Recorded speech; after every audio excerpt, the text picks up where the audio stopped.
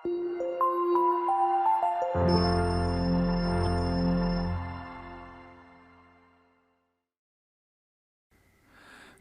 ಸ್ನೇಹಿತರೆ, ಅಮೋಘ ವರ್ಷ ಕೋಚಿಂಗ್ ಸೆಂಟರ್ ಯೂಟ್ಯೂಬ್ ಚಾನಲ್ಗೆ ನಿಮಗೆಲ್ಲ ಸ್ವಾಗತ. ಇವತ್ತಿನ ಪ್ರಮುಖವಾದಂತಹ ಕರೆಂಟ್ ಅಫೇರ್ಸ್ ಟಾಪಿಕ್ಗಳನ್ನು ಡಿಸ್ಕಸ್ ಮಾಡೋಣ. ಡಿಸ್ಕಷನ್ ಸ್ಟಾರ್ಟ್ ಮಾಡೋದಕ್ಕಿಂತ ಮುಂಚೆ ಕಳೆದ ಸೆಷನ್ನಲ್ಲಿ ಕೇಳಲಾದಂತಹ ಪ್ರಶ್ನೆಯ ಸರಿಯಾದ ಉತ್ತರವನ್ನು ಮೊದಲು ತಿಳಿದುಕೊಳ್ಳೋಣ. ಈ ಗುತ್ತಿ ಕೋಯ ಅನ್ನುವ ಬುಡಕಟ್ಟು ಜನಾಂಗದ ಜನರನ್ನು ಎಲ್ಲಿ ಕಾಣಲಾಗುತ್ತದೆ ಅಥವಾ ಇವರ ಅಸ್ತಿತ್ವ ಎಲ್ಲಿದೆ ಅಂತ ಪ್ರಶ್ನೆಯನ್ನು ಕೇಳಲಾಗಿತ್ತು. ಆಪ್ಷನ್ಗಳಲ್ಲಿ ಆಂಧ್ರ ಪ್ರದೇಶ್, ಆಪ್ಷನ್ 2 ಛತ್ತೀಸ್ಗಢ, ಆಪ್ಷನ್ 3 ತೆಲಂಗಾಣ ಅಥವಾ ಆಪ್ಷನ್ 4 ಮೇಲಿನ ಎಲ್ಲವೂ ಅಂತ ಇದೆ. ಸರಿಯಾದ ಉತ್ತರ ಆಪ್ಷನ್ 4 ಮೇಲಿನ ಎಲ್ಲವೂ. ಈ ಗುತ್ತಿ ಕೋಯ ಅನ್ನುವ ಬುಡಕಟ್ಟು ಜನರನ್ನು ಆಂಧ್ರ ಪ್ರದೇಶ್, ಛತ್ತೀಸ್ಗಢ, ತೆಲಂಗಾಣ ಅಷ್ಟೇ ಅಲ್ಲದೆ ಒಡಿಶಾದ ಕೆಲವೊಂದಿಷ್ಟು ಪ್ರದೇಶಗಳಲ್ಲೂ ಕೂಡ ಇವರ ಅಸ್ತಿತ್ವವನ್ನು ನಾವು ಕಾಣಬಹುದಾಗಿದೆ. ಗುತ್ತಿ ಕೋಯ ಅನ್ನುವ ಬುಡಕಟ್ಟು ಜನಾಂಗದ ಜನರನ್ನು. ಸೊ ಕರೆಕ್ಟಾಗಿ ಆನ್ಸರ್ ನೀಡಿದಂಥ ಎಲ್ಲ ಸ್ಟೂಡೆಂಟ್ಸ್ಗಳಿಗೆ ಕಂಗ್ರ್ಯಾಚುಲೇಷನ್ಸ್. ಇದೇ ರೀತಿ ಡಿಸ್ಕಷನ್ನಲ್ಲಿ ಭಾಗವಹಿಸ್ತಾ ಇರಿ, ನಿಮ್ಮ ಆನ್ಸರ್ಗಳನ್ನು ಕಮೆಂಟ್ ಬಾಕ್ಸ್ನಲ್ಲಿ ಕಮೆಂಟ್ ಮಾಡ್ತಾ ಇರಿ ಅಂತ ಹೇಳ್ತಾ ಇವತ್ತಿನ ಪ್ರಶ್ನೆಯನ್ನು ನೋಡೋಣ. ಗ್ಯಾಬೋನ್ ದೇಶದ ಬಗ್ಗೆ ಮ್ಯಾಪಿಂಗ್ಗೆ ಸಂಬಂಧಿಸಿದಂತಹ ಪ್ರಶ್ನೆ ಇದಾಗಿದ್ದು, ಈ ಕೆಳಗಿನ ಯಾವ ಹೇಳಿಕೆ ಸರಿಯಾಗಿದೆ ಗ್ಯಾಬೋನ್ ದೇಶದ ಬಗ್ಗೆ ಅಂತ ಪ್ರಶ್ನೆಯನ್ನು ಕೇಳಲಾಗಿದೆ. ಕೆಳಗೆ ಸ್ಟೇಟ್ಮೆಂಟ್ಗಳನ್ನು ನೀಡಲಾಗಿದ್ದು, ಮೊದಲನೇ ಸ್ಟೇಟ್ಮೆಂಟ್ನಲ್ಲಿ ಈ ಗ್ಯಾಬೋನ್ ದೇಶ ಪಶ್ಚಿಮ ಆಫ್ರಿಕಾದಲ್ಲಿರುವಂತಹ ಸಬ್ ಸಹಾರನ್ ದೇಶವಾಗಿದೆ, ಉಪಸಹಾರನ್ ದೇಶವಾಗಿದೆ ಅಂತ ಆಪ್ಷನ್ 1 ಹೇಳ್ತಾ ಇದೆ. ಆಪ್ಷನ್ 2 ಈ ಗ್ಯಾಬೋನ್ ದೇಶ ತನ್ನ ಕರಾವಳಿ ಗಡಿಯನ್ನು ಅಟ್ಲಾಂಟಿಕ್ ಸಾಗರದೊಂದಿಗೆ ಹಂಚಿಕೊಳ್ಳುತ್ತದೆ ಅಂತ ಇದೆ. ಆಪ್ಷನ್ 3 ಈ ಗ್ಯಾಬೋನ್ ದೇಶ ಸಮಭಾಜಕ ವೃತ್ತ ಹಾದು ಹೋಗುವಂತಹ ದೇಶಗಳಲ್ಲಿ ಗ್ಯಾಬೋನ್ ದೇಶ ಕೂಡ ಒಂದಾಗಿದೆ. ಅಂದರೆ 0 ಡಿಗ್ರಿ ಅಕ್ಷಾಂಶ ಅಂತ ನಾವೇನು ಕರಿತೇವೆ, ಸಮಭಾಜಕ ವೃತ್ತ ಹಾದು ಹೋಗುವಂತಹ ಪ್ರದೇಶಗಳಲ್ಲಿ ಗ್ಯಾಬೋನ್ ದೇಶ ಕೂಡ ಒಂದಾಗಿದೆ ಅಂತ ಸ್ಟೇಟ್ಮೆಂಟ್ ಇದ್ದು, 4ನೇ ಸ್ಟೇಟ್ಮೆಂಟ್ನಲ್ಲಿ ಮೇಲಿನ ಎಲ್ಲವೂ ಕರೆಕ್ಟ್ ಆಗಿದೆ ಅಂತ ಹೇಳ್ತಾ ಇದೆ. ಸೊ ಸರಿಯಾದ ಉತ್ತರವನ್ನು ನಿಮಗೆ ಅನಿಸಿಕೆ ಇರುವಂತಹ ಪ್ರಶ್ನೆಯ ಉತ್ತರವನ್ನು ಕಮೆಂಟ್ ಬಾಕ್ಸ್ನಲ್ಲಿ ಕಮೆಂಟ್ ಮಾಡಿ. ಮುಂದಿನ ಸೆಷನ್ನಲ್ಲಿ ಕರೆಕ್ಟ್ ಆನ್ಸರನ್ನು ತಿಳ್ಕೊಳ್ಳೋಣ. ಕಮೆಂಟ್ ಮಾಡೋದಕ್ಕಿಂತ ಮುಂಚೆ ಒಮ್ಮೆ ಮ್ಯಾಪನ್ನು ನೋಡ್ಕೊಳ್ಳಿ, ಕರೆಕ್ಟಾಗಿ ಗ್ಯಾಬೋನ್ ದೇಶದ ಲೊಕೇಶನನ್ನು ತಿಳ್ಕೊಳ್ಳಿ, ಅದರ ನೆರೆಹೊರೆಯ ರಾಷ್ಟ್ರಗಳನ್ನು ಮತ್ತು ಅದರ ನೆರೆಹೊರೆಯ ಕೆಲವೊಂದಿಷ್ಟು ವಾಟರ್ ಬಾಡೀಸ್ಗಳನ್ನು ತಿಳ್ಕೊಂಡು ಆಮೇಲೆ ಕಮೆಂಟ್ ಬಾಕ್ಸ್ನಲ್ಲಿ ಆನ್ಸರನ್ನು ಕಮೆಂಟ್ ಮಾಡಿ. ಅಮೋಘ ವರ್ಷ ಕೋಚಿಂಗ್ ಸೆಂಟರ್ನಲ್ಲಿ ಹೊಸ KAS, PSI, ಗ್ರೂಪ್ C ಮತ್ತು PC ಆಫ್ಲೈನ್ ಬ್ಯಾಚಸ್ಗಳು ಪ್ರಾರಂಭವಾಗ್ತಾ ಇವೆ. ಇಂಟ್ರೆಸ್ಟ್ ಇರುವಂತಹ ಅಭ್ಯರ್ಥಿಗಳು ವಿಜಯನಗರದಲ್ಲಿರುವಂತಹ ಬ್ರಾಂಚ್ಗೆ ಭೇಟಿ ನೀಡುವುದರ ಮೂಲಕ ಅಡ್ಮಿಷನ್ ಮಾಡ್ಕೋಬೋದಾಗಿದೆ. ನಿಮ್ಮ ಯಾವುದೇ ಕ್ವೇರೀಸ್ಗಳಿದ್ದರೆ ಕಮೆಂಟ್ ಬಾಕ್ಸ್ನಲ್ಲಿ ಕಮೆಂಟ್ ಮಾಡಿ ಅಥವಾ ಈ ಕೆಳಗಿನ ಕಾಂಟ್ಯಾಕ್ಟ್ ನಂಬರನ್ನು ಸಂಪರ್ಕಿಸುವುದರ ಮೂಲಕ ಕ್ವೇರೀಸ್ಗಳನ್ನು ಕ್ಲಿಯರ್ ಮಾಡಿಕೊಂಡು ಅಡ್ಮಿಷನ್ ಮಾಡ್ಕೋಬೋದಾಗಿದೆ. ನಮ್ಮ ಯೂಟ್ಯೂಬ್ ಚಾನಲ್ಗೆ ಹೊಸದಾಗಿ ಭೇಟಿ ನೀಡ್ತಾ ಇದ್ದರೆ ಸಬ್ಸ್ಕ್ರೈಬ್ ಮಾಡಿ, ಬೆಲ್ ಐಕಾನನ್ನು ಕ್ಲಿಕ್ ಮಾಡಿ. ಈ ಕಂಟೆಂಟ್ ನಿಮ್ಮ ಪ್ರಿಪ್ರೇಷನ್ಗೆ ಹೆಲ್ಪ್ ಮಾಡ್ತಾ ಇದೆ ಅಂತ ಅನಿಸಿದರೆ ಕಂಟೆಂಟನ್ನು ಶೇರ್ ಮಾಡಿ ಮತ್ತು ನಿಮ್ಮ ಯಾವುದೇ ಕ್ವೆರೀಸ್ಗಳು, ಸಜೆಷನ್ಗಳಿದ್ದರೆ ಕಮೆಂಟ್ ಬಾಕ್ಸ್ನಲ್ಲಿ ಕಮೆಂಟ್ ಮಾಡಿ ಅಂತ ಹೇಳ್ತಾ ಇವತ್ತಿನ ಡಿಸ್ಕಷನನ್ನು ಪ್ರಾರಂಭ ಮಾಡೋಣ. ಇನ್ನು ಇವತ್ತಿನ ಆರ್ಟಿಕಲ್ಗೆ ಸಂಬಂಧಿಸಿದಂತಹ ಮೊದಲ ಪ್ರಶ್ನೆಯನ್ನು ನೋಡೋದಾದರೆ, ಈ ಕಳಸಾ ನದಿ ಈ ಕೆಳಗಿನ ಯಾವ ನದಿಯ ಉಪನದಿಯಾಗಿದೆ ಅಂತ ಪ್ರಶ್ನೆ ಇದೆ. ಆಪ್ಷನ್ಗಳಲ್ಲಿ ಮಲಪ್ರಭಾ ನದಿ, ಆಪ್ಷನ್ 2 ಬಂಡೂರಿ, ಆಪ್ಷನ್ 3 ಮಹದಾಯಿ ಅಥವಾ ಮೇಲಿನ ಎಲ್ಲವೂ ಅಂತ ಇದೆ. ಸರಿಯಾದ ಉತ್ತರ ಆಪ್ಷನ್ 3 ಮಹದಾಯಿ ನದಿಯ ಉಪನದಿಯಾಗಿ ಈ ಕಳಸಾ ನದಿ ಈ ಮಹದಾಯಿ ನದಿಯನ್ನು ಸೇರಿಕೊಳ್ಳುತ್ತದೆ. ಸೊ ಕಳಸಾ ಅಷ್ಟೇ ಅಲ್ಲದೆ ಬಂಡೂರಿ ಕೂಡ ಈ ಮಹದಾಯಿ ನದಿಯನ್ನು ಸೇರಿಕೊಳ್ಳುವಂತಹ ಪ್ರಮುಖವಾದಂತಹ ಒಂದು ಹೊಳೆ ಅಥವಾ ನದಿಯಾಗಿದೆ. Mahadayi is the right answer. Option 3 is correct answer. ರೀಸೆಂಟಾಗಿ ಈ ಕಳಸಾ ಬಂಡೂರಿ ನಾಲಾ ಯೋಜನೆ ನ್ಯೂಸ್ನಲ್ಲಿತ್ತು. ಯಾಕೆ ಅಂತ ಕಾಂಟೆಕ್ಸ್ಟನ್ನು ಮೊದಲಿಗೆ ಅರ್ಥ ಮಾಡ್ಕೊಳ್ಳೋದಾದರೆ, ನಮ್ಮ ಕರ್ನಾಟಕದ ಮುಖ್ಯಮಂತ್ರಿಯಾದಂತಹ ಶ್ರೀ ಬಸವರಾಜ ಬೊಮ್ಮಾಯಿ ಅವರು ರೀಸೆಂಟಾಗಿ ವಿಧಾನಸಭೆಯಲ್ಲಿ ಒಂದು ಇನ್ಫಾರ್ಮೇಷನನ್ನು ಶೇರ್ ಮಾಡಿದ್ದು, ಈ ಕಳಸಾ ಬಂಡೂರಿ ನಾಲಾ ಯೋಜನೆಗೆ ಸಂಬಂಧಿಸಿದಂತಹ 2 ವಿವರವಾದ ಯೋಜನಾ ವರದಿಗಳು ಅಥವಾ ಡೀಟೇಲ್ಡ್ ಪ್ರಾಜೆಕ್ಟ್ ರಿಪೋರ್ಟ್ಗೆ ಕೇಂದ್ರದಿಂದ ಅನುಮತಿಯನ್ನು ಪಡೆದುಕೊಳ್ಳಲಾಗಿದೆ ಅಥವಾ ಅಪ್ರೂವಲನ್ನು ಪಡೆದುಕೊಳ್ಳಲಾಗಿದೆ ಅಂತ ಒಂದು ಸ್ಟೇಟ್ಮೆಂಟನ್ನು ನೀಡಿದರು. ಸೊ ಇದರ ಒಂದು ಹಿನ್ನೆಲೆಯಲ್ಲಿ ಗೋವಾದಲ್ಲಿ ಇದಕ್ಕೆ ಸಂಬಂಧಿಸಿದಂತಹ ಸಾಕಷ್ಟು ವಿರೋಧಗಳು ವ್ಯಕ್ತವಾಗ್ತಾ ಇದ್ದು, ಈ ದೀರ್ಘಕಾಲದ ಕಳಸಾ ಬಂಡೂರಿ ನಾಲಾ ಯೋಜನೆಯ ವಿವಾದ ಮತ್ತೆ ಹೆಚ್ಚುವಂತಹ ಸಾಧ್ಯತೆಗಳು ಇವೆ ಅಂತ ನ್ಯೂಸ್ನಲ್ಲಿ ಬಂದಿದ್ದರಿಂದ ಈ ಒಂದು ಯೋಜನೆಯ ಕುರಿತಾದಂತಹ ಕೆಲವೊಂದಿಷ್ಟು ಮುಖ್ಯ ಅಂಶಗಳನ್ನು ಈ ಒಂದು ಆರ್ಟಿಕಲ್ನಲ್ಲಿ ಡಿಸ್ಕಸ್ ಮಾಡೋಣ. ಈ ಕಳಸಾ ಬಂಡೂರಿ ನಾಲಾ ಯೋಜನೆ ಮುಖ್ಯವಾಗಿ ಈ ಕಳಸಾ ಮತ್ತು ಬಂಡೂರಿ ಅನ್ನುವ ಈ 2 ಹೊಳೆಗಳಿಗೆ ಬ್ಯಾರೇಜ್ಗಳನ್ನು ನಿರ್ಮಾಣ ಮಾಡುವ ಒಂದು ಉದ್ದೇಶವನ್ನು ಈ ಯೋಜನೆ ಹೊಂದಿದೆ.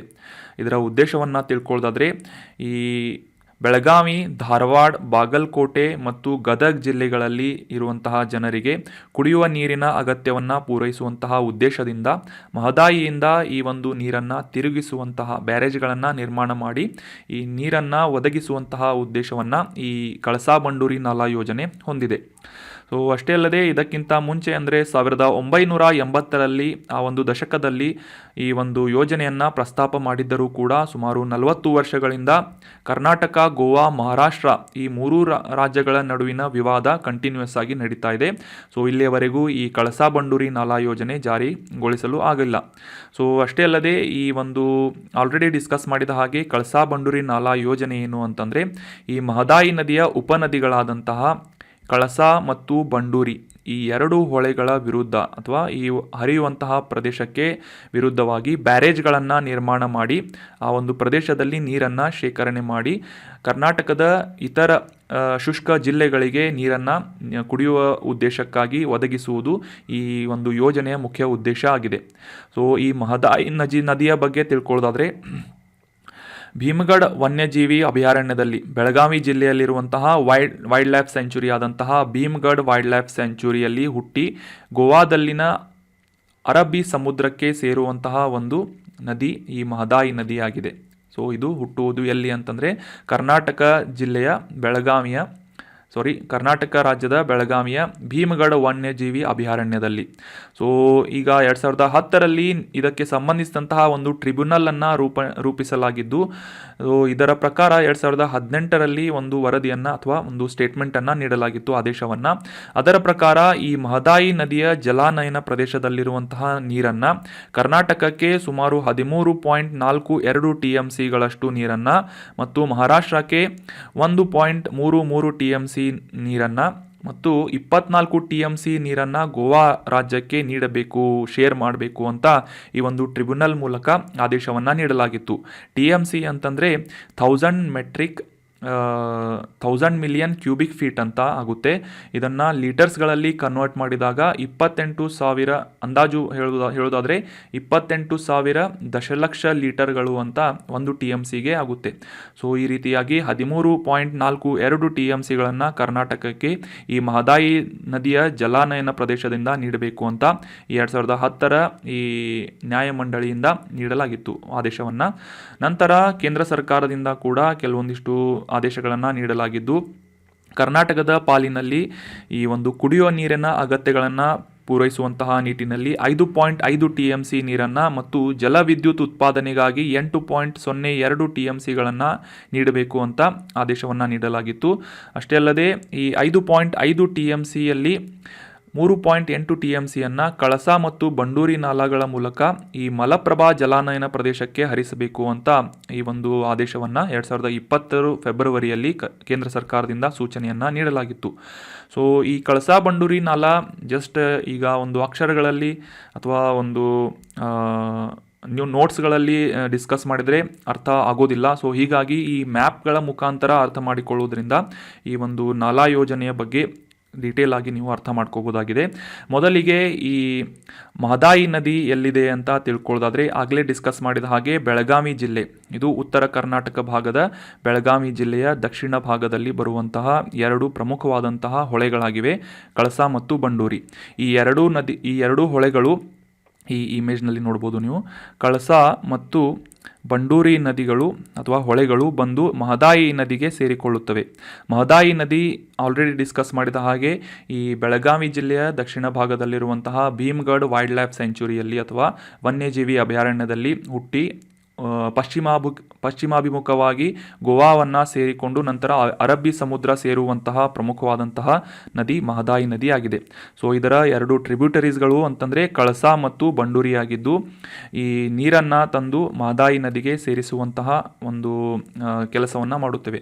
ಸೊ ಹೀಗಾಗಿ ಈ ಕರ್ನಾಟಕ ರಾಜ್ಯದ ಮುಖ್ಯವಾದಂತಹ ಈ ಪ್ರಾಜೆಕ್ಟ್ ಆದಂತಹ ಕಳಸಾ ಬಂಡೂರಿ ನಾಲಾ ಯೋಜನೆ ಏನಿದೆ, ಈ ಕಳಸಾ ಮತ್ತು ಈ ಒಂದು ಇಮೇಜ್ನಲ್ಲಿ ನೋಡ್ಬೋದು ನೀವು, ಕಳಸಾ ಮತ್ತು ಬಂಡೂರಿ ಹೊಳೆಗಳಿಗೆ ಎರಡು ಬ್ಯಾರೇಜ್ಗಳನ್ನು ನಿರ್ಮಾಣ ಮಾಡಿ ಆ ನಿರ್ಮಾಣ ಮಾಡಿದಂತಹ ಒಂದು ಬ್ಯಾರೇಜ್ನ ಸಹಾಯದಿಂದ ನೀರನ್ನು ಶೇಖರಣೆ ಮಾಡಿ ಕರ್ನಾಟಕದ ಶುಷ್ಕ ಪ್ರದೇಶಗಳಾದಂತಹ ಕೆಲವೊಂದಿಷ್ಟು ಜಿಲ್ಲೆಗಳಾದಂತಹ ಧಾರವಾಡ, ಗದಗ ಮತ್ತು ಬಾಗಲಕೋಟೆ ಈ 3 ಮತ್ತು ಬೆಳಗಾವಿ ಈ 4 ಜಿಲ್ಲೆಗಳಿಗೆ ನೀರನ್ನು ಕುಡಿಯುವ ಉದ್ದೇಶದಿಂದ ಒದಗಿಸುವಂತಹ ಉದ್ದೇಶವನ್ನು ಕಳಸಾ ಬಂಡೂರಿ ನಾಲಾ ಯೋಜನೆ ಹೊಂದಿದೆ. ಸೊ ಈಗ ಕ್ಲಿಯರ್ ಆಗಿ ನೀವು ಅಂಡರ್ಸ್ಟ್ಯಾಂಡ್ ಮಾಡ್ಕೊಂಡ್ರಿ ಅಂತ ನಾನು ಅರ್ಥ ಮಾಡ್ಕೋತಾ ಇದ್ದೀನಿ. ಸೊ ಅದೇ ರೀತಿಯಾಗಿ ಈ ಒಂದು ಕಳಸಾದ ಉತ್ತರ ಭಾಗದಲ್ಲಿ ನೋಡ್ಬೋದು ನೀವು ಈ ಕನಕುಂಬಿ ಅನ್ನುವ ಮಲಪ್ರಭಾ ನದಿ ಹುಟ್ಟುವಂತಹ ಪ್ರದೇಶವನ್ನು ಕೂಡ ನೀವು ಅಬ್ಸರ್ವ್ ಮಾಡ್ಬೋದಾಗಿದೆ. ಸೊ ಈ ರೀತಿಯಾಗಿ ಪೂರ್ವಾಭಿಮುಖವಾಗಿ ಈ ಮಲಪ್ರಭಾ ನದಿ ಹರಿಯುವುದನ್ನು ನಾವು ಕಾಣ್ಬೋದಾಗಿದೆ. ಸೊ ಇದರಿಂದ ಈ ಗೋವಾ ರಾಜ್ಯಕ್ಕೆ ಯಾವ ರೀತಿಯಾಗಿ ಸಮಸ್ಯೆಗಳು ಬರುತ್ತವೆ ಅಂತ ಎಕ್ಸ್ಪೆಕ್ಟೇಷನ್ ಮಾಡಲಾಗ್ತಾ ಇದೆ, ಹೈಲೈಟ್ ಮಾಡಲಾಗ್ತಾ ಇದೆ ಅಂತಂದರೆ, ಈಗ ಕಳಸಾದಿಂದ ಹೋಗುವಂತಹ ನೀರಿನ ಪ್ರಮಾಣ ಈ ಬ್ಯಾರೇಜ್ಗಳನ್ನು ನಿರ್ಮಾಣ ಮಾಡೋದ್ರಿಂದ ಉಂಟಾಗುತ್ತೆ. ಅಷ್ಟೇ ಅಲ್ಲದೆ ಕಡಿಮೆ ಆಗುತ್ತೆ. ಅಷ್ಟೇ ಅಲ್ಲದೆ ಈ ಬಂಡೂರಿ ಅನ್ನುವ ಹೊಳೆಯಿಂದ ಸೇರುವಂತಹ ನೀರಿನ ಪ್ರಮಾಣ ಕೂಡ ಈ ಮಹದಾಯಿ ನದಿಗೆ ಸೇರುವ ಪ್ರಮಾಣ ಕಡಿಮೆ ಆಗುವುದರಿಂದ ಈ ಮಹದಾಯಿ ನದಿಯ ನೀರು ಅಂದರೆ ನೀರಿನ ಪ್ರಮಾಣದಲ್ಲಿ ಕಡಿಮೆ ಒಂದು ಸಪ್ಲೈ ಆಗುವುದರಿಂದ ಈ ಗೋವಾ ಜನರಿಗೆ ಕುಡಿಯುವ ನೀರಿನ ಸಮಸ್ಯೆ ಎದುರಾಗಬಹುದು. ಅಷ್ಟೇ ಅಲ್ಲದೆ ನೈಸರ್ಗಿಕವಾಗಿ ಸಮುದ್ರವನ್ನು ಸೇರುವಂತಹ ನದಿ ನೀರು ಆ ಒಂದು ಪ್ರಮಾಣ ಕಡಿಮೆಯಾಗುವುದರಿಂದ ಈ ಸಮುದ್ರದಲ್ಲಿ ಮತ್ತು ಅದರ ಒಂದು ಆಚೆ ಈಚೆ ಬದುಕುವಂತಹ ಜೀವರಾಶಿಗಳಿಗೆ ಸಾಕಷ್ಟು ಸಮಸ್ಯೆಗಳನ್ನು ತಂದೊಡ್ಡಬಹುದು ಅಂತ ಈ ಒಂದು ಗೋವಾದಿಂದ ಕಾಳಜಿಯನ್ನು ಕನ್ಸರ್ನನ್ನು ಹೈಲೈಟ್ ಮಾಡಲಾಗ್ತಾ ಇದೆ. ಸೊ ಇದರಿಂದ ಸಾಕಷ್ಟು ಬಾರಿ ಗೋವಾದ ರಾಜ್ಯದಿಂದ ಈ ಒಂದು ಕಳಸಾ ಬಂಡೂರಿ ನಾಲಾ ಯೋಜನೆಗೆ ವಿರೋಧಗಳು ವ್ಯಕ್ತವಾಗ್ತಾ ಇರುತ್ತೆ. So that was all about detail discussion of Kalasa Banduri ನಾಲಾ ಯೋಜನೆ. ಇನ್ನು ಮುಂದಿನ ಆರ್ಟಿಕಲ್ಗೆ ಸಂಬಂಧಿಸಿದಂತಹ ಪ್ರಶ್ನೆಯನ್ನು ನೋಡೋದಾದರೆ, ಭಾರತೀಯ ಸಂವಿಧಾನದ ಆರ್ಟಿಕಲ್ 370ನೇ ವಿಧಿಯನ್ನು ಯಾವ ವರ್ಷದಲ್ಲಿ ರದ್ದುಗೊಳಿಸಲಾಯಿತು ಅಂತ ಪ್ರಶ್ನೆ ಇದ್ದು, ಆಪ್ಷನ್ಗಳಲ್ಲಿ ನವೆಂಬರ್ 2015, ಆಪ್ಷನ್ 2 ಆಗಸ್ಟ್ 2019, ಆಪ್ಷನ್ 3 ಜನವರಿ 2019 ಅಥವಾ ಮಾರ್ಚ್ 2016 ಅಂತ ಇದೆ. ಸರಿಯಾದ ಉತ್ತರ ಆಪ್ಷನ್ 2 ಆಗಸ್ಟ್ 2019ನೇ ದಿನದಂದು, ಈ ಒಂದು 5ನೇ ದಿನದಂದು ಅಂದರೆ ಆಗಸ್ಟ್ 5, 2019ನೇ ದಿನದಂದು ಸಂವಿಧಾನದ 370ನೇ ವಿಧಿಯನ್ನು ಅಬ್ರೋಗೇಟ್ ಮಾಡಲಾಯಿತು ಅಥವಾ ರದ್ದುಗೊಳಿಸಲಾಯಿತು. ಮುಖ್ಯವಾಗಿ ಈ ಜಮ್ಮು ಕಾಶ್ಮೀರ ರಾಜ್ಯಕ್ಕೆ ವಿಶೇಷ ಸ್ಥಾನಮಾನವನ್ನು ನೀಡ್ತಾ ಇದ್ದಂತಹ ಈ ಆರ್ಟಿಕಲ್ 370ನ್ನು ಅಬ್ರೋಗೇಟ್ ಮಾಡಿದಂತಹ ದಿನ ಯಾವುದು ಅಂತಂದರೆ August 5, 2019. Option 2 is right answer. So ಇದಕ್ಕೆ ಸಂಬಂಧಿಸಿದಂತಹ ಆರ್ಟಿಕಲ್ಗೆ ಒಂದು ಕಾಂಟೆಕ್ಸ್ಟನ್ನು ಅರ್ಥ ಮಾಡ್ಕೊಳ್ಳೋದಾದರೆ, ರೀಸೆಂಟಾಗಿ ನಮ್ಮ ಕೇಂದ್ರ ಗೃಹ ಸಚಿವಾಲಯದ ರಾಜ್ಯ ಸಚಿವರಾದಂತಹ ನಿತ್ಯಾನಂದ ರೈ ಅವರ ಅಧ್ಯಕ್ಷತೆಯಲ್ಲಿ ಈ ಲದಾಖ್ ಕೇಂದ್ರಾಡಳಿತ ಪ್ರದೇಶದಲ್ಲಿ ಒಂದು ಉನ್ನತ ಅಧಿಕಾರ ಸಮಿತಿಯನ್ನು ರಚನೆ ಮಾಡಬೇಕು ಅಂತ ಕೇಂದ್ರ ಸರ್ಕಾರದಿಂದ ನಿರ್ಧಾರವನ್ನು ಮಾಡಲಾಗಿದೆ. ಸೊ ಹೀಗಾಗಿ ಈ ಹೈ ಪವರ್ ಲದಾಖ್ ಕಮಿಟಿ ಬಗ್ಗೆ ಕೆಲವೊಂದಿಷ್ಟು ಪ್ರಮುಖ ಮಾಹಿತಿಗಳನ್ನು ತಿಳ್ಕೊಳ್ಳೋದಾದರೆ, ಮುಖ್ಯವಾಗಿ ಈ ಸಮಿತಿಯನ್ನು ರೂಪಿಸುವಂತಹ ಉದ್ದೇಶ, ಈ ಸಮಿತಿಯನ್ನು ರಚನೆ ಮಾಡುವಂತಹ ಉದ್ದೇಶವನ್ನು ತಿಳ್ಕೊಳ್ಳೋದಾದರೆ, ಈ ಲದಾಖ್ ಕೇಂದ್ರಾಡಳಿತ ಪ್ರದೇಶದಲ್ಲಿ ಭೌಗೋಳಿಕ ಸ್ಥಳ ಅಂದರೆ ಆ ಜನರಿಗೆ ಸಂಬಂಧಿಸಿದಂತಹ ಭೂಮಿ ಆಗಿರ್ಬೋದು, ಮತ್ತು ಈ ಲದಾಖ್ ಅನ್ನುವ ಒಂದು ಗಡಿ ಭಾಗ ಏನಿದೆ, ಭಾರತ ಮತ್ತು ಚೀನಾದ ನಡುವೆ ಇರುವಂತಹ ಈ ಲದಾಖ್ ಪ್ರದೇಶದಲ್ಲಿರುವಂತಹ ಗಡಿ ಭಾಗ ಏನಿದೆ, ಯಾವ ರೀತಿಯಾಗಿ ಎರಡೂ ಸೈನ್ಯಗಳ ನಡುವೆ ಒಂದು ಸಂಘರ್ಷವನ್ನು ಏರ್ಪಡಿಸುವಂತಹ ಒಂದು ಪ್ರದೇಶವಾಗಿದೆ. ಸೊ ಹೀಗಾಗಿ ಆ ಒಂದು ಪ್ರದೇಶದಲ್ಲಿ ಈ ಸ್ಟ್ರಾಟಜಿಕಲ್ ಇಂಪಾರ್ಟೆನ್ಸನ್ನು ಅಂದರೆ ಲದಾಖ್ಗೆ ಈ ಕಾರ್ಯತಂತ್ರದ ಒಂದು ಪ್ರಾಮುಖ್ಯತೆಯನ್ನು ಗಣನೆಗೆ ತೆಗೆದುಕೊಳ್ಳುವುದರ ಮೂಲಕ ಲದಾಖ್ ಪ್ರದೇಶದಲ್ಲಿ ವಾಸಿಸುವಂತಹ ಜನರ ವಿಶಿಷ್ಟ ಸಂಸ್ಕೃತಿ ಮತ್ತು ಭಾಷೆಯನ್ನು ರಕ್ಷಿಸುವ ಉದ್ದೇಶದಿಂದ ಮತ್ತು ಆ ಒಂದು ಜನರ ಭೂಮಿ ಮತ್ತು ಉದ್ಯೋಗ ರಕ್ಷಣೆಗಾಗಿ ಎನ್ಶೋರಿಟಿಯನ್ನು ಕೊಡುವ ಉದ್ದೇಶದಿಂದ, ಖಚಿತಪಡಿಸಿಕೊಳ್ಳುವಂತಹ ಉದ್ದೇಶದಿಂದ ಈ ಒಂದು ಕೇಂದ್ರ ಗೃಹ ಸಚಿವಾಲಯದಿಂದ ಈ ಹೈ ಪವರ್ ಲದಾಖ್ ಕಮಿಟಿಯನ್ನು ರಚನೆ ಮಾಡಲಾಗ್ತಾ ಇದೆ. ಸೊ ಅಷ್ಟೇ ಅಲ್ಲದೆ ಈ ಒಂದು ಇದರ ಹಿನ್ನೆಲೆಯನ್ನು ನೋಡೋದಾದರೆ, ಸಂವಿಧಾನದ 370ನೇ ವಿಧಿಯನ್ನು ಈ ಆಗಸ್ಟ್ 5, 2019ನೇ ಇಸವಿಯಲ್ಲಿ ಈ ಜಮ್ಮು ಕಾಶ್ಮೀರಕ್ಕೆ ನೀಡಲಾಗ್ತಾ ಇದ್ದಂತಹ ವಿಶಿಷ್ಟ ಸ್ಥಾನಮಾನವನ್ನು ಅಬ್ರೋಗೇಟ್ ಮಾಡಲಾಯಿತು ಅಥವಾ ರದ್ದುಗೊಳಿಸಲಾಯಿತು. ಅದರೊಂದಿಗೆ ಈ ಒಂದು ಜಮ್ಮು ಕಾಶ್ಮೀರ ಮತ್ತು ಲದಾಖ್ ಅನ್ನುವ 2 ಹೊಸ ಕೇಂದ್ರಾಡಳಿತ ಪ್ರದೇಶಗಳನ್ನು ಕೂಡ ನಿರ್ಮಾಣ ಮಾಡಲಾಯಿತು. ಸೊ ಆ ಒಂದು ಹಿನ್ನೆಲೆಯಲ್ಲಿ ಈ ಕೇಂದ್ರಾಡಳಿತ ಪ್ರದೇಶವಾದಂತಹ ಲದಾಖ್ ಜನರಿಗೆ ಸಂಬಂಧಿಸಿದಂತಹ ಭೂಮಿಯಾಗಿರ್ಬೋದು, ಆ ಪ್ರದೇಶದಲ್ಲಿರುವಂತಹ ಸಂಪನ್ಮೂಲಗಳಾಗಿರ್ಬೋದು ಮತ್ತು ಆ ಒಂದು ಜನರ ಉದ್ಯೋಗಗಳನ್ನು ರಕ್ಷಣೆ ಮಾಡುವಂತಹ ನಿಟ್ಟಿನಲ್ಲಿ ಲದಾಖ್ ಪ್ರದೇಶದಲ್ಲಿರುವಂತಹ ನಾಗರಿಕ ಸಮಾಜ ಸಂಸ್ಥೆಗಳು ಅಥವಾ NGOಗಳು ಅಥವಾ ಆಕ್ಟಿವಿಸ್ಟ್ಗಳು ಅಂತ ನಾವು ಇವರನ್ನು ಗುರುತಿಸ್ಬೋದು, ಸಿವಿಲ್ ಸೊಸೈಟೀಸ್ ಅಂತ.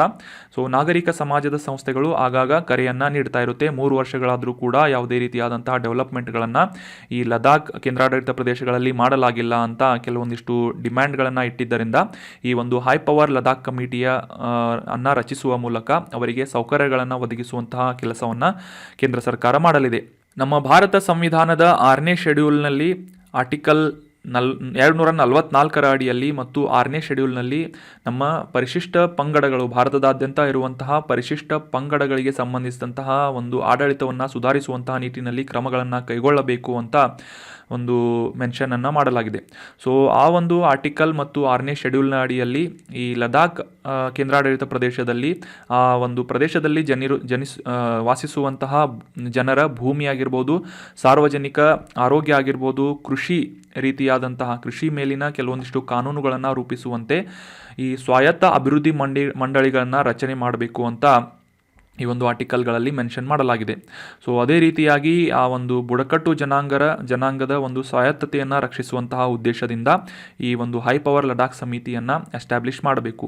ಅಷ್ಟೇ ಅಲ್ಲದೆ ಈ ಒಂದು ಸ್ವಾಯತ್ತ ಅಭಿವೃದ್ಧಿ ಮಂಡಳಿಗಳಂತ ಏನು ಕರಿದ್ದೇವೆ, ಈ ಆಟೋನಮಸ್ ಡೆವಲಪ್ಮೆಂಟ್ ಬೋರ್ಡ್ಗಳು ಅಥವಾ ಈ ಮಂಡಳಿಗಳು ಅಂತ ಏನು ಹೇಳಿದ್ವಿ. ಸೊ ಅದೇ ರೀತಿಯಾದಂತಹ 10 ಸ್ವಾಯತ್ತ ಮಂಡಳಿಗಳು ಆಲ್ರೆಡಿ ಈ ಅಸ್ಸಾಂ, ಮೇಘಾಲಯ, ತ್ರಿಪುರಾ ಮತ್ತು ಮಿಜೋರಾಂ ರಾಜ್ಯಗಳಲ್ಲಿ ಅಸ್ತಿತ್ವದಲ್ಲಿ ಇವೆ. ಸೊ ಹೀಗಾಗಿ ಈ ಲದಾಖ್ನಲ್ಲೂ ಕೂಡ ಇದೇ ರೀತಿಯಾದಂತಹ ಸ್ವಾಯತ್ತ ಅಭಿವೃದ್ಧಿ ಮಂಡಳಿಗಳನ್ನು ರಚನೆ ಮಾಡಬೇಕು ಮತ್ತು ಅಲ್ಲಿ ವಾಸಿಸುವಂತಹ ಬುಡಕಟ್ಟು ಜನರ ಸ್ವಾಯತ್ತತೆಯನ್ನು ಮತ್ತು ಅವರ ಒಂದು ಕಲ್ಚರನ್ನು ಪ್ರೊಟೆಕ್ಟ್ ಮಾಡಬೇಕು ಅನ್ನುವ ಉದ್ದೇಶದಿಂದ ಈ ಹೈ ಪವರ್ ಲದಾಖ್ ಕಮಿಟಿಯನ್ನು ಎಸ್ಟಾಬ್ಲಿಷ್ ಮಾಡಲಾಗಿದೆ. ಸೊ 2011ರ ಜನಗಣತಿಯ ಪ್ರಕಾರ ಲದಾಖ್ ಪ್ರದೇಶದಲ್ಲಿ ವಾಸಿಸುವಂತಹ ಒಟ್ಟು ಜನಸಂಖ್ಯೆ ಎಷ್ಟು ಅಂತಂದರೆ 2,74,289. ಅದರಲ್ಲಿ ಸುಮಾರು 80% ಜನ ಏನಿದ್ದಾರೆ ಈ ಬುಡಕಟ್ಟು ಜನಾಂಗಕ್ಕೆ ಸೇರಿದಂತಹ ಜನರು ಈ ಲದಾಖ್ ಪ್ರದೇಶದಲ್ಲಿ ವಾಸವಾಗಿದ್ದಾರೆ.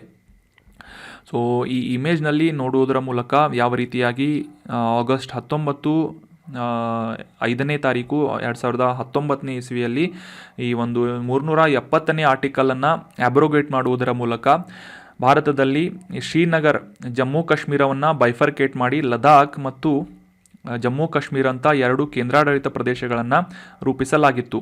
ಸೊ ಅದೇ ರೀತಿಯಾಗಿ ಎಕ್ಸಾಕ್ಟ್ ಆದಂತಹ ಒಂದು ಮ್ಯಾಪನ್ನು ನೋಡೋದಾದರೆ ಈ ಒಂದು ಜಮ್ಮು ಕಾಶ್ಮೀರ ಪ್ರದೇಶದಲ್ಲಿ ಈ ಮೇಲಿನ ಭಾಗವನ್ನು ಗಿಲ್ಗಿಟ್ ಬಾಲ್ತಿಸ್ತಾನ್ ಪ್ರದೇಶ ಅಂತ ಕರೆಯಲಾಗುತ್ತೆ. ಸೊ ಸದ್ಯಕ್ಕೆ ಇದು ಪಾಕ್ ಆಕ್ರಮಿತವಾದಂತಹ ಒಂದು ಕಾಶ್ಮೀರದಲ್ಲಿ ಬರುವಂತಹ ಪ್ರದೇಶವಾಗಿದ್ದು ಇದರ ಪೂರ್ವ ಭಾಗದಲ್ಲಿ ಕೆಲವೊಂದಿಷ್ಟು ಪ್ರದೇಶವನ್ನು ಇಲ್ಲಿ ಹ್ಯಾಚ್ ಮಾಡಲಾದಂತಹ ಪ್ರದೇಶವನ್ನು ನೀವು ಗಮನಿಸಬಹುದು. ಸೊ ಈ ಒಂದು ಪ್ರದೇಶವನ್ನು ಪಾಕಿಸ್ತಾನ್ ಆಕ್ರಮಿತವಾದಂತಹ ಪ್ರದೇಶವನ್ನು ಈ ಚೀನಾಕ್ಕೆ ಪಾಕಿಸ್ತಾನದಿಂದ ನೀಡಲಾಗಿತ್ತು.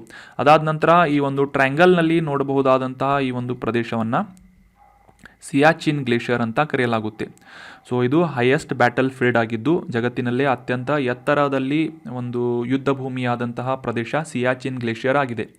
ಸೊ ಅಷ್ಟೇ ಅಲ್ಲದೆ ಈ ಪೂರ್ವದಲ್ಲಿ ಕಾಣುವಂತಹ ಈ ಜಮ್ಮು ಕಾಶ್ಮೀರದ ಪೂರ್ವದಲ್ಲಿ ಕಾಣುವಂತಹ ಈ ಒಂದು ಪ್ರದೇಶವನ್ನು ಹ್ಯಾಚ್ ಮಾಡಲಾದಂತಹ ಪ್ರದೇಶವನ್ನು ಚೈನಾ ಆಕ್ರಮಿತ ಕಾಶ್ಮೀರ ಅಂತ ಕರೆಯಲಾಗುತ್ತೆ. ಅಕ್ಸಾಯ್ ಚೀನ್ ಅಂತ ಕೂಡ ಇದನ್ನು ಕರೆಯಲಾಗುತ್ತೆ. ಸೊ ಇದೇ ಪ್ರದೇಶದಲ್ಲಿ ಈಗ ರೀಸೆಂಟಾಗಿ ಸಾಕಷ್ಟು ಕಾನ್ಫ್ಲಿಕ್ಟ್ಗಳು ಭಾರತ ಮತ್ತು ಚೀನಾದ ಸೈನಿಕರ ನಡುವೆ ನಡೆಯುತ್ತಿರುವಂತಹ ಒಂದು ಪ್ರದೇಶ ಯಾವುದು ಅಂತಂದರೆ ಈ ಪ್ಯಾಂಗಾಂಗ್ ಲೇಕ್ ಅಂತ, ಪ್ಯಾಂಗಾಂಗ್ ಸರೋವರ ಅಂತ ಈ ಇಮೇಜ್ನಲ್ಲಿ ಕ್ಲಿಯರ್ ಆಗಿ ನೋಡ್ಬೋದು. ಈ ಒಂದು ಪ್ಯಾಂಗಾಂಗ್ ಲೇಕ್ ಕೂಡ ಸಾಕಷ್ಟು ಸಂಘರ್ಷಗಳನ್ನು ಎದುರಿಸುವಂತಹ ಒಂದು ಪ್ರದೇಶವಾಗಿ ಲದಾಖ್ನಲ್ಲಿ ಗುರುತಿಸಿಕೊಳ್ಳುತ್ತೆ. ಸೊ ಈ ಇಮೇಜ್ನಲ್ಲಿ ನೀವು ಲೈನ್ ಆಫ್ ಆ್ಯಕ್ಚುಯಲ್ ಕಂಟ್ರೋಲನ್ನು ಕೂಡ ನೋಡ್ಬೋದಾಗಿದೆ. ಭಾರತ ಮತ್ತು ಚೀನಾದ ಗಡಿಯನ್ನು ನಿರ್ಧರಿಸುವಂತಹ ಲೈನ್ ಆಫ್ ಆ್ಯಕ್ಚುಯಲ್ ಕಂಟ್ರೋಲ್ ಅಂತ ಗುರುತಿಸಲಾಗುತ್ತೆ. ಸೊ ಆ್ಯಕ್ಚುಯಲ್ ಆಗಿ ಈ ಲದಾಖ್ ಕೇಂದ್ರಾಡಳಿತ ಪ್ರದೇಶ ಮತ್ತು ಜಮ್ಮು ಕಾಶ್ಮೀರ ಕೇಂದ್ರಾಡಳಿತ ಪ್ರದೇಶಗಳನ್ನು ಕೂಡ ನೀವು ಡೀಟೇಲ್ ಆಗಿ ಈ ಒಂದು ಬೈಫರ್ಕೇಟ್ ಮಾಡಿದಂತಹ ಪ್ರದೇಶವನ್ನು ನೋಡ್ಬೋದಾಗಿದೆ. So that was about detailed information of High Power Ladakh Committee and the bifurcation of Jammu and Kashmir in state into a union territories. ಇನ್ನು ಮುಂದಿನ ಪ್ರಶ್ನೆಯನ್ನು ನೋಡೋಣ. ಈ ಪರಿಶಿಷ್ಟ ಪಂಗಡಗಳ ರಾಷ್ಟ್ರೀಯ ಆಯೋಗವನ್ನು ಯಾವ ವರ್ಷದಲ್ಲಿ ರಚನೆ ಮಾಡಲಾಯಿತು ಅಂತ ಪ್ರಶ್ನೆ ಇದ್ದು ಆಪ್ಷನ್ಗಳಲ್ಲಿ 1950, ಆಪ್ಷನ್ 2 1989, ಆಪ್ಷನ್ 3 2000ನೇ ಇಸ್ವಿ ಅಥವಾ ಆಪ್ಷನ್ 4 2004 ಅಂತ ಇದೆ. ಸರಿಯಾದ ಉತ್ತರ ಆಪ್ಷನ್ 4 2004ನೇ ಇಸ್ವಿಯಲ್ಲಿ. ಪರಿಶಿಷ್ಟ ಪಂಗಡಗಳ ರಾಷ್ಟ್ರೀಯ ಆಯೋಗವನ್ನು ನಿರ್ಮಾಣ ಮಾಡಿದಂತಹ ವರ್ಷ 2004. 4. So correct answer option 4. ಮೊದಲಿಗೆ ಈ ಪರಿಶಿಷ್ಟ ಪಂಗಡಗಳ ರಾಷ್ಟ್ರೀಯ ಆಯೋಗ ನ್ಯೂಸ್ನಲ್ಲಿ ಯಾಕೆ ಇತ್ತು ಅಂತ ಕಾಂಟೆಕ್ಸ್ಟನ್ನು ಅರ್ಥ ಮಾಡ್ಕೊಳ್ಳೋದಾದರೆ, ರೀಸೆಂಟಾಗಿ 2022ರಲ್ಲಿ ಅರಣ್ಯ ಸಂರಕ್ಷಣೆ ನಿಯಮಗಳು ಅಥವಾ ಫಾರೆಸ್ಟ್ ಕನ್ಸರ್ವೇಷನ್ ರೂಲ್ಸ್ಗಳನ್ನು ಅಮೆಂಡ್ಮೆಂಟ್ ಮಾಡಲಾಗಿತ್ತು. ಸೊ ಈಗ ಜಾರಿಗೊಳಿಸಲಾದಂತಹ ಈ ನಿಯಮಗಳು ಇದಕ್ಕಿಂತ ಮುಂಚೆ ಎಕ್ಸಿಸ್ಟ್ ಆದಂತಹ 2006ರ ಅರಣ್ಯ ಹಕ್ಕುಗಳ ಕಾಯ್ದೆ ಅಥವಾ ಫಾರೆಸ್ಟ್ ರೈಟ್ಸ್ ಆ್ಯಕ್ಟ್ 2006 ಇದರಲ್ಲಿ ಮೆನ್ಷನ್ ಮಾಡಲಾದಂತಹ ಸಾಕಷ್ಟು ನಿಯಮಗಳನ್ನು ಉಲ್ಲಂಘನೆ ಮಾಡುತ್ತದೆ ಅಂತ ಈ ರಾಷ್ಟ್ರೀಯ ಪರಿಶಿಷ್ಟ ಪಂಗಡಗಳ ಆಯೋಗದಿಂದ ಹೈಲೈಟ್ ಮಾಡಲಾಗಿದೆ. ಸೊ ಹೀಗಾಗಿ ಈ ಪರಿಶಿಷ್ಟ ಪಂಗಡಗಳ ರಾಷ್ಟ್ರೀಯ ಆಯೋಗದ ಕುರಿತಾದಂತಹ ಕೆಲವೊಂದಿಷ್ಟು ಪ್ರಮುಖ ಮಾಹಿತಿಗಳನ್ನು ತಿಳಿದುಕೊಳ್ಳೋಣ. ಇದರ ಸ್ಥಾಪನೆಯಾಗಿದ್ದು 2004ರಲ್ಲಿ. ಇದನ್ನು ಯಾವ ರೀತಿಯಾಗಿ ಸ್ಥಾಪನೆ ಮಾಡಲಾಯಿತು ಈ ಆಯೋಗವನ್ನು ಅಂತ ತಿಳ್ಕೊಳ್ಳೋದಾದರೆ, ಇದಕ್ಕಿಂತ ಮುಂಚೆ ಭಾರತದಲ್ಲಿ ಸಂವಿಧಾನದಲ್ಲಿ ಪರಿಶಿಷ್ಟ ಜಾತಿಗಳ ರಾಷ್ಟ್ರೀಯ ಆಯೋಗ ಮತ್ತು ಪರಿಶಿಷ್ಟ ಪಂಗಡಗಳ ರಾಷ್ಟ್ರೀಯ ಆಯೋಗವಂತ ಸಪ್ರೇಟಾಗಿ ಬೈಫರ್ಕೇಟ್ ಆಗಿರಲಿಲ್ಲ, ಸಪ್ರೇಟಾಗಿ ಬೇರೆ ಬೇರೆ ಆಗಿರಲಿಲ್ಲ. ಇದನ್ನು ಒಂದೇ ಆಗಿ ಪರಿಶಿಷ್ಟ ಜಾತಿಗಳ ರಾಷ್ಟ್ರೀಯ ಆಯೋಗ ಅಂತ ಗುರುತಿಸಲಾಗ್ತಾ ಇತ್ತು. ಆದರೆ 2003ರ ಸಂವಿಧಾನದ 89ನೇ ತಿದ್ದುಪಡಿಯ ಪ್ರಕಾರ, ನೆನ್ಪಿಟ್ಕೊಳ್ಳಿ, ವೆರಿ ಇಂಪಾರ್ಟೆಂಟ್, 2003ರಲ್ಲಿ ಸಂವಿಧಾನದ 89ನೇ ತಿದ್ದುಪಡಿಯ ಮೂಲಕ ಆರ್ಟಿಕಲ್ 338 ಭಾರತದ ಸಂವಿಧಾನದ ಆರ್ಟಿಕಲ್ 338 ತಿದ್ದುಪಡಿ ಮಾಡುವುದರ ಮೂಲಕ ಇದರಲ್ಲಿ ಆರ್ಟಿಕಲ್ 338A ಅನ್ನುವ ಒಂದು ಹೊಸ ಆರ್ಟಿಕಲನ್ನು ಇನ್ಸರ್ಟ್ ಮಾಡಲಾಗಿತ್ತು ಅಥವಾ ಸೇರಿಸಲಾಗಿತ್ತು. ಸೊ ಇದರ ಪ್ರಕಾರ ಇದಕ್ಕಿಂತ ಮುಂಚೆ ಇದ್ದಂತಹ ಈ ರಾಷ್ಟ್ರೀಯ ಪರಿಶಿಷ್ಟ ಜಾತಿಗಳ ರಾಷ್ಟ್ರೀಯ ಆಯೋಗದ ಒಂದು ಸಪ್ರೇಷನನ್ನು ಮಾಡಿ ಅಥವಾ ಬೈಫರ್ಕೇಟ್ ಮಾಡಿ ಅದರಲ್ಲಿ ಈ ರಾಷ್ಟ್ರೀಯ ಪ್ರತ್ಯೇಕವಾಗಿ ಪರಿಶಿಷ್ಟ ಜಾತಿಗಳ ರಾಷ್ಟ್ರೀಯ ಆಯೋಗ ಮತ್ತು ಪರಿಶಿಷ್ಟ ಪಂಗಡಗಳ ರಾಷ್ಟ್ರೀಯ ಆಯೋಗ ಅಂತ 2 ಪ್ರತ್ಯೇಕ ಆಯೋಗಗಳನ್ನು ನಿರ್ಮಾಣ ಮಾಡಲಾಗಿತ್ತು ಭಾರತದ ಸಂವಿಧಾನದ 89ನೇ ತಿದ್ದುಪಡಿ ಕಾಯ್ದೆಯ ಅಡಿಯಲ್ಲಿ.